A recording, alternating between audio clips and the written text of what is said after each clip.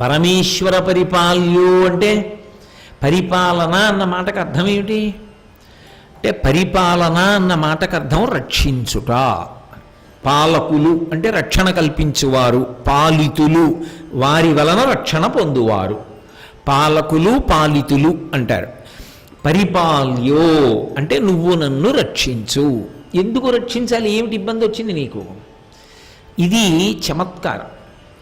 ఈ శ్లోకంలో ఆయన ఎంత గంభీరంగా, ఎంత అందమైన విషయాన్ని మనం కొన్ని సంవత్సరాలు చెప్పమన్నా చెప్పలేని దాన్ని అతి సూక్ష్మంగా పొదిగేశారు. ఏమిటి రక్షించాలి అంటే నువ్వు ఎప్పుడూ ఏం చేస్తుంటావో అదే చెయ్యాలి రక్షణ. అంటే అసలు ఈశ్వరుడు ఏం చేస్తాడు? ఈశ్వరుడు రక్షణ ఒక్కటే చేస్తాడు. శంకరుల హృదయాన్ని బట్టి అసలు ఈశ్వరుడు ఏం చేస్తూ ఉంటాడు అన్నదాన్ని తెలుసుకోవలసి ఉంటుంది. ఆయన అన్నారు, ఏం చేస్తుంటాడు ఈశ్వరుడు అంటే మత్స్యాదిభిరవతారై అవతారవతావతా సదా వసుధాం అన్నారు. నువ్వు మత్స్యాది అవతారములను స్వీకరిస్తూ ఉంటావు. అవతార ఒకసారి వేశారు. అవతార అంటే తార అంటే పైకి ఉన్నది, అవతార వ్యతిరేక పదం, అదే కిందకు వచ్చేసింది. అదే కిందకు వచ్చేసింది అనుకోండి, అదే రూపంతో కిందకు వచ్చేసింది అనుకోండి, మనందరం నలిగిపోతాం. ఇప్పుడు నక్షత్రం ఉంది, తారాపథం అంటారు. తారస్థాయిలో పాడుతున్నారండి అంటారంటే బాగా పై స్థాయిలో పాడితే తారస్థాయిలో పాడుతున్నారండి వారు అంటారు. తారస్థాయిలో పాడుతున్నది కిందకు వచ్చేసింది అనుకోండి, అవతార.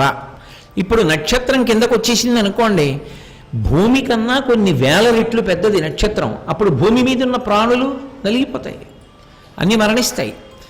మరి ఎందుకు వస్తాడు ఆయన అలా కిందకి అంటే ఆయన ఏ రూపంతో ఉంటాడో ఆ రూపంతో రాడు. నిజానికి ఆయన రూపం నిర్గుణం, వ్యాపకత్వం. అంతటా నిండి నిబిడీకృతమైపోయి ఉంటాడు. అంతర్బహిష్య తత్సర్వం వ్యాప్య నారాయణ స్థిత. ఎలా ఉంటాడు అంటే పాలలో నెయ్యిగా ఉంటాడు. పాలలో నెయ్యి పైకి కనపడుతుందా? కనపడదు. కానీ కొంత సాధన చేస్తే పాలలో నెయ్యి పైకి వస్తుంది.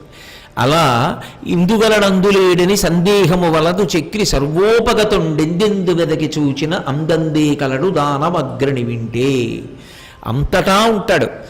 అంతటా ఉన్నాడు అన్నప్పుడు ఈ కంటికి దొరకడు.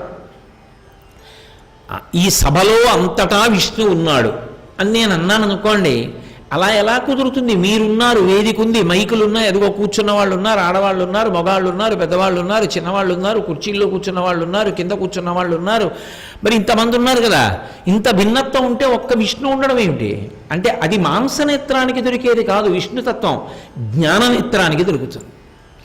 కానీ అవతారంగా కిందకు వచ్చాడు అనుకోండి, మాంసనేత్రానికి దొరుకుతాడు. ఒక రాముడిగా భూమి మీదకు వచ్చాడు అనుకోండి, నేను ముట్టుకోవచ్చు, నేను చూడొచ్చు. మాంసనేత్రంతో అడుగో రాముడు వెళ్ళిపోతున్నాడు. రామా అని పిలిస్తే మనం వెనక తిరిగి ఏమి అని అడుగుతాడు.